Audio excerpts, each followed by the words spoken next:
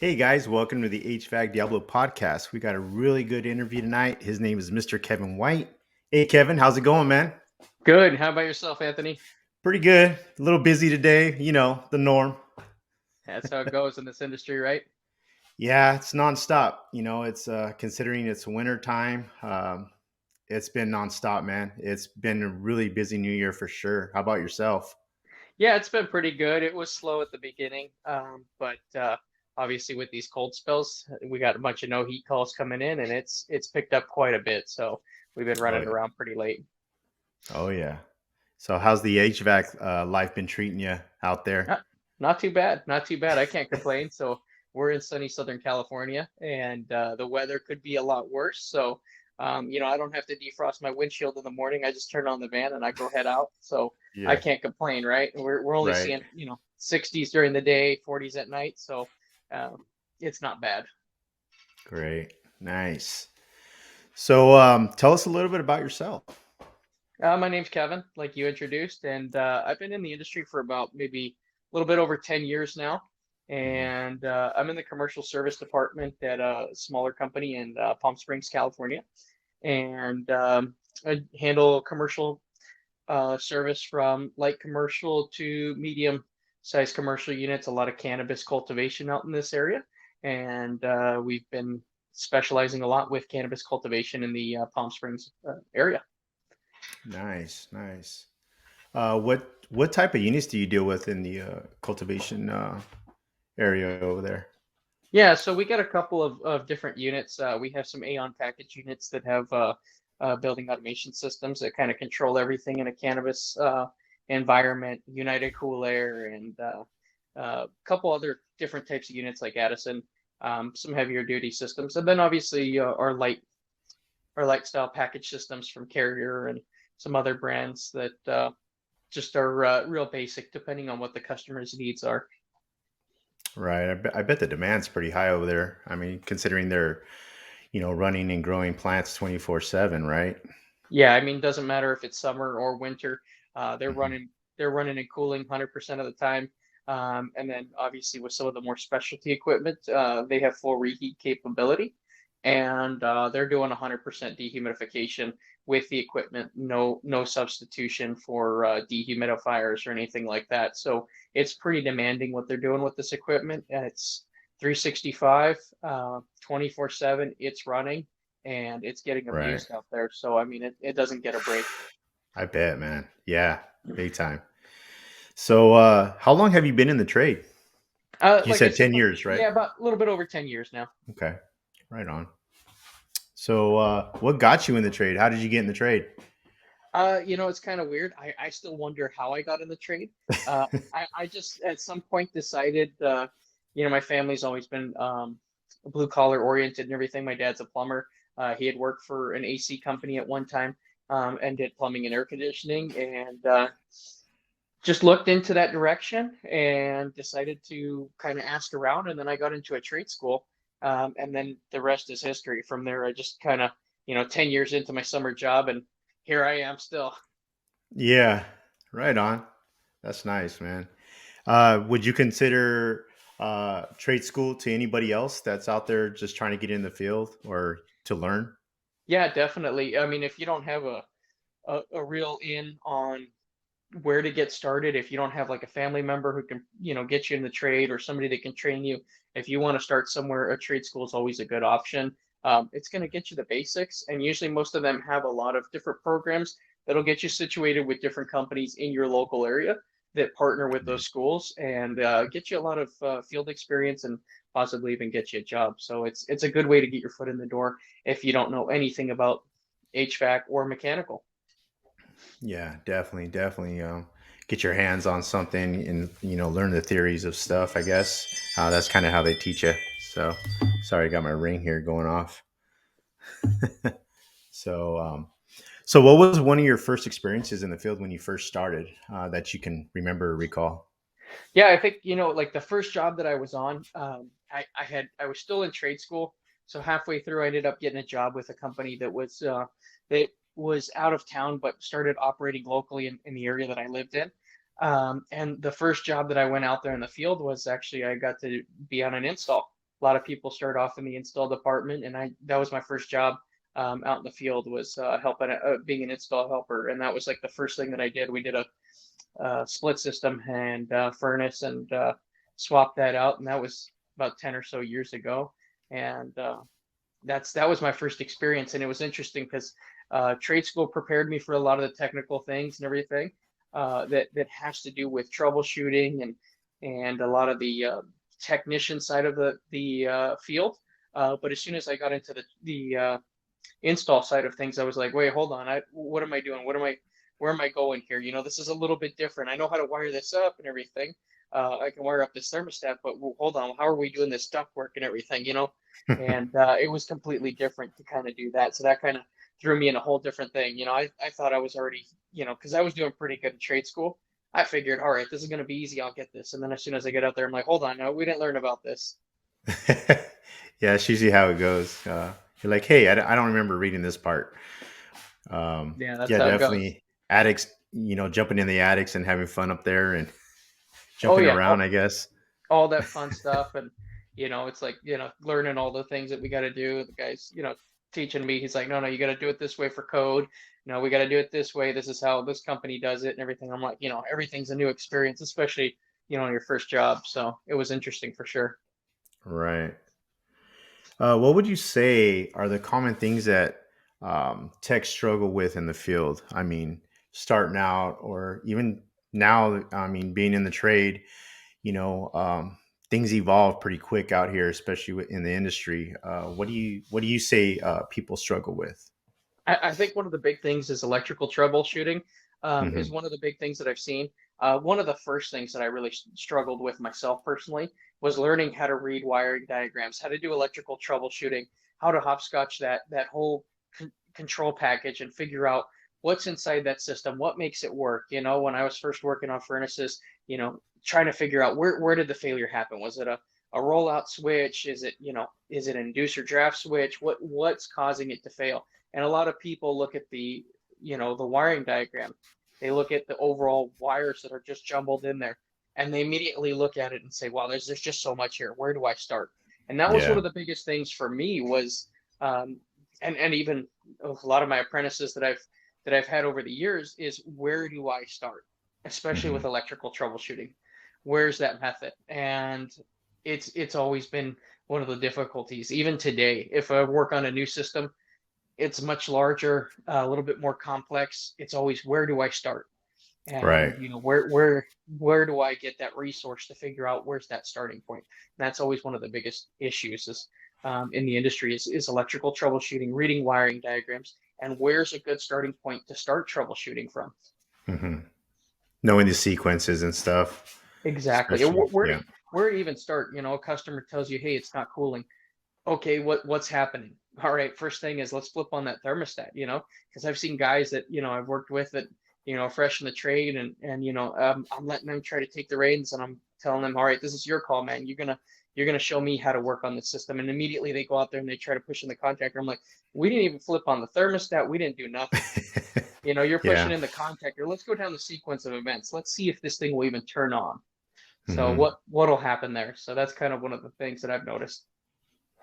So, does your company offer any type of like training or any courses like that with your new guys that join?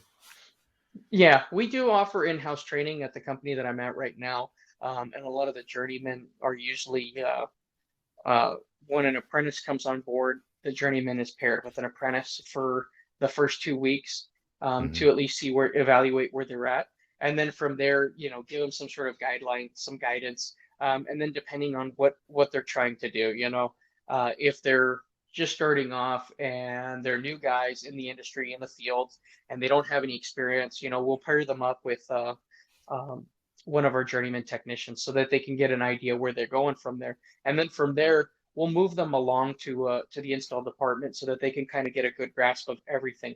And within a couple of years, they'll cycle them through the install department back into the service department, and so that they're a whole-rounded technician. And we do that a lot with a lot of the new guys that we get. We do partner with a local trade school, and so we do Hmm. take externships from that trade school. And then if somebody does get hired on, they'll move from that externship into a position, usually in the install department or a construction department, so they can start from the ground up. If we're doing a big construction project, which we do a lot of bigger construction projects in this area, um, Hmm. they could be wiring up, let's say, like 20 split systems or something.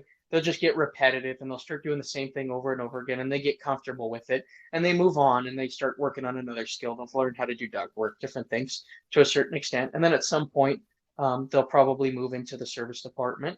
And that's where they're going to get a little bit more training and a little bit more help. And we do ride alongs and different things to kind of help upbring the technicians. And we do offer training classes that we send them to through some of the OEMs, such as Mitsubishi, since we're a diamond dealer.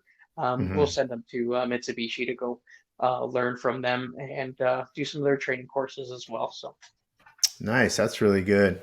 That's good to hear. Because some places they just throw you in the fire and learn as you go. So that's really good to hear that your company does that.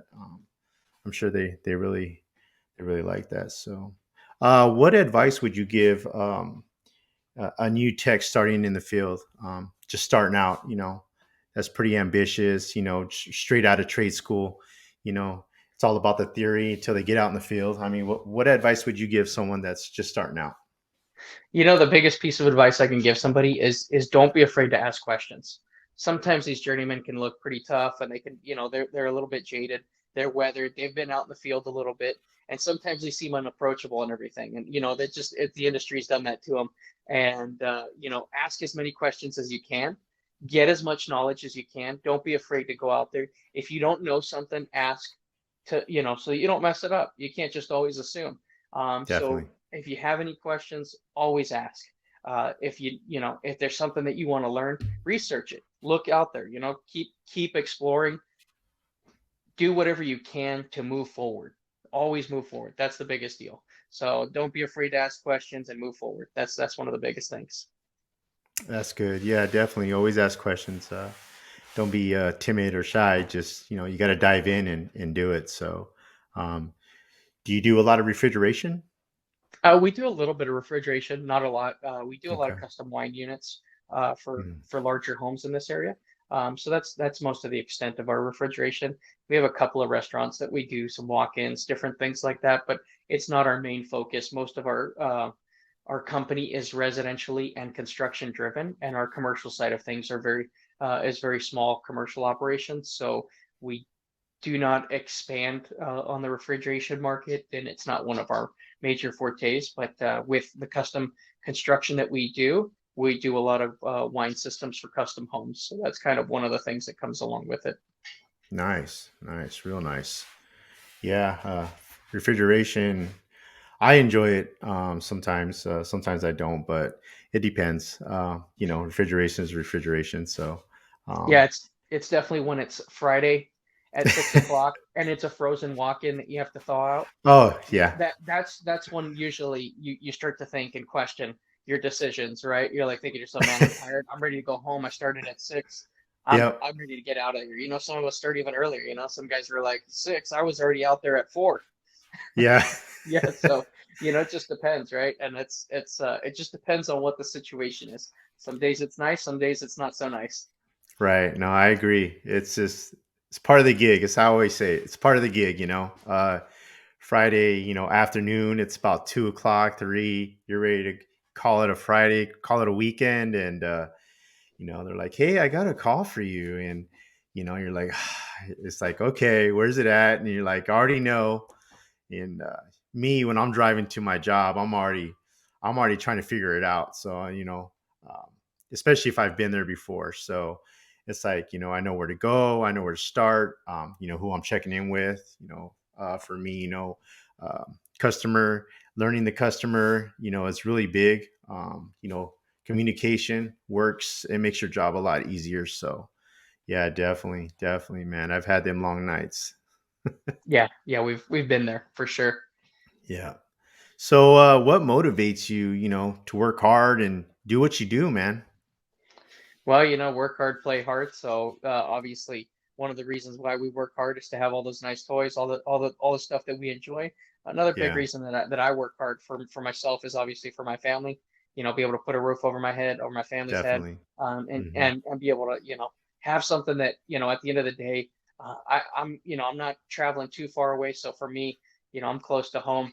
At the end of the day, I'm at home, spending time with the family, and this makes the dream happen. That's what happens. Oh yeah, definitely, man. That's what makes it worth it for sure. So, do you guys do metal fabrication, or do you guys order your like ducts and plenums and stuff like that? Do you guys do metal work at your company? Yeah, we actually do. We do have a full sheet metal shop, Hmm. since we do a lot of construction and um, custom installs and custom construction work. We do offer construct custom sheet metal. We have a full sheet metal in-house, a shop at least. We Wow. have some hydraulic or some pneumatic shears, some stomp shears. We got some larger brakes. We build all of our ductwork in-house. For the most part, there's some things that we'll order. Obviously, like if you're doing duct socks and things like that, we'll have to order the duct socks. There's somebody making that. It's a big old Oh uh, yeah. vinyl or plastic sock, depending on what you're ordering. So that obviously that stuff we have to order. But for the most part, we're doing most of our duct work in house. We do a lot of underground duct work, so that's spun strand, and that's basically like a fiberglass hard case that goes underground. So we'll cut that. We'll have to mix all the resin, pour it, and do all that stuff, and then level all the ductwork, set it all up underground, and then bury it. So there's some weird stuff that we do out there. Not a lot of stuff that I deal with right now. Hmm. I'm not in the install department, but they definitely deal with all that stuff. So That's nice. That's really nice to have that, especially on your team. So, talking about future goals, like what is your future goal like for retirement? Anything like looking forward to, spending your days just relaxing in Florida, enjoying the sun? yeah, I What mean, is your future goal? yeah, short term. I mean, obviously, I'd love to keep growing in the industry. I'd love to keep doing some more training, do some more technical stuff. Right now, we do some light controls work with some very specific applications and everything. I'd like to explore more of the building automation systems than we usually do. We do a lot of the GCI Verisys for custom construction, and then Mhm. obviously we use Easy IO controls for our cannabis side of things. And we're just really light controls just for some of the HVAC side of things, but I'd love to expand all that stuff, expand all my knowledge on the commercial side, continue to grow with a lot of the BAS knowledge and the more industrial side of things. And then obviously long term, it'd be coming up with some serious um, retirement plans. Obviously, right now we do offer a 401k in our company and stuff, but that knowing that that's not enough for retirement without a pension, it's going to be some tough to say what's long term. But I definitely would like to at some point start my own company and then hopefully roll that into something that maybe depending on how things go, if my kids could possibly even take that over and continue on that legacy. Nice. Yes, definitely, definitely. So, aside of all work, how do you like to spend your free time? I mean, what do you do? Yeah, I mean that's kind of the reason why we work hard, right? So we can play hard. I got a dirt bike, so I like to go Oh, out in the okay. desert, go dirt bike riding and stuff. And then in the summer, we sea deuce, go out to the river, go play in the water. So whatever season it is, out here it's gets to 120 degrees. So in the summer, there's definitely no dirt bike riding going on down here. I'll go out of state or out of town to go dirt bike riding in the summer, and then mostly go to the beach, go do some fishing, obviously, and then sea doos and all that stuff at the river. So just all the fun stuff. Anything that's got a motor, I'm in. Right. Nice. Nice. Enjoying the water or surfing on the dirt with your That's dirt right. bikes, right? Yep. That's cool. Right on. Well, it was great talking to you, man. Thanks for stopping by. It was great chatting and keep on doing what you're doing, brother. Till next time. Um, we'll see how it Yeah. goes. Maybe we'll talk again. Thanks. I appreciate that. I appreciate what you're doing for the industry, man. Thank you. I appreciate it, man.